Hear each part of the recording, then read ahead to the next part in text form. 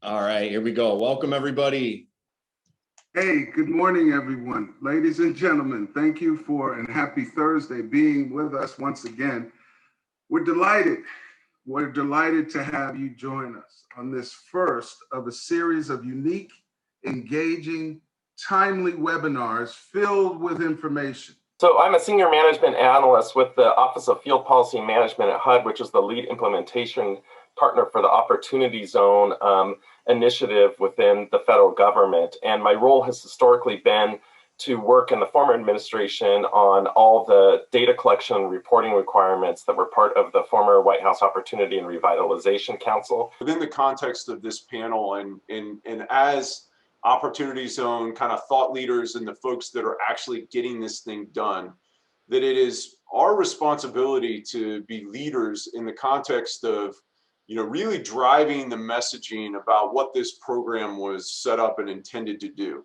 And Opportunity Zones is meant to change behavior and say, yeah, I know you can invest anywhere in this metropolitan area, but how about you consider these places that generally haven't seen it for a long time?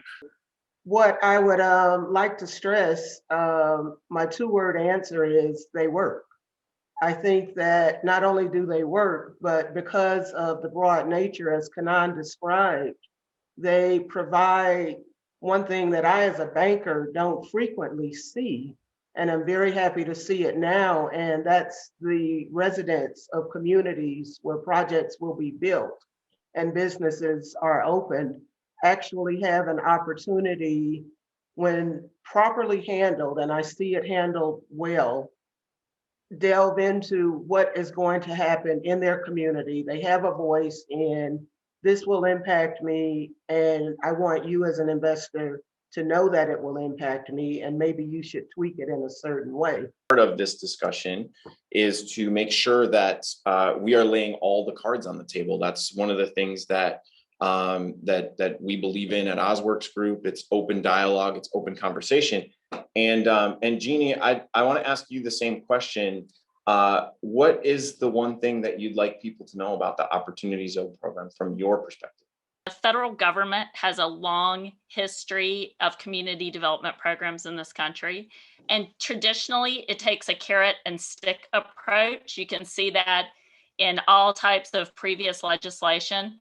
This legislation was filled with carrots and not a stick. So what I'm concerned about is equitable and inclusive development and how that happens in low and moderate income communities. The conversation started through actually Jimmy Atkinson's pitch day event. And it first started in talking about diversity, equity, and innovation/inclusion.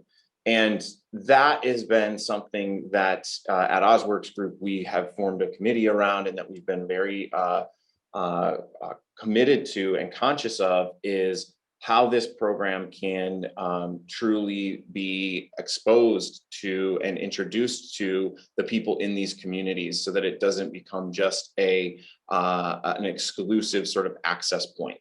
It's all about changing human behavior with respect to getting people to invest in areas that traditionally have lacked private capital investment. I agree 100%. Humans respond to incentives. And I think this program creates a very powerful incentive to attract capital to these 8,700 plus locations around the country that have traditionally lacked private investment.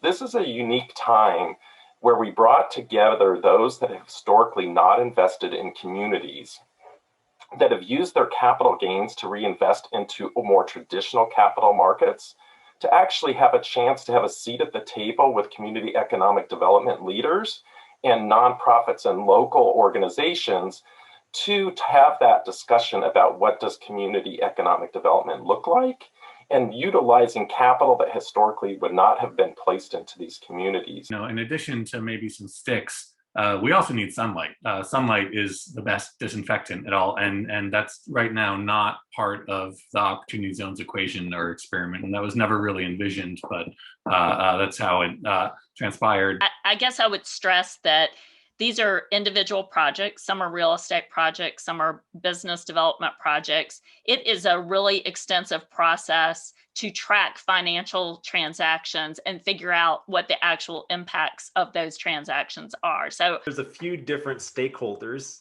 in the OZ, among OZ participants, right? And they all have their own definitions of success. There's, I mean, just to pick a couple of the biggest ones, there's people on the investment side, right? And then there's the community itself. I think those are probably the two biggest stakeholders in this program. So from the investor's point of view, and that's typically the point of view that I deal with a lot at Opportunity DB and at OZ Pros with Ashley, you know, they want to see some successful returns. They want their investment to produce a return on investment, some sort of ROI. What's a good deal? So is that a 14% IRR, or is that something that's at least you make some money on it, right? And I think that that's probably the big maybe definition of success inside of that is kind of repositioning and utilizing the opportunity zone communication and tax benefit to maybe bring down investors' expectations. With the focus on clean energy, especially in the new administration, with renewed focus on helping minority diverse communities. I'll give an example. We're starting to see solar energy developers teaming with farmers, Black farmers, to build solar farms, to power, in some cases, HBCUs, et cetera, et cetera. I'm so blessed and honored to have our panelists today. Thank you all for being here. I know people are having to cut out a little bit, but to still have 36 people hanging out, I think speaks volumes to this whole collective. So thank you, everybody. Appreciate you. And we'll be looking forward to catching up with you on the next session as well, whenever that goes down.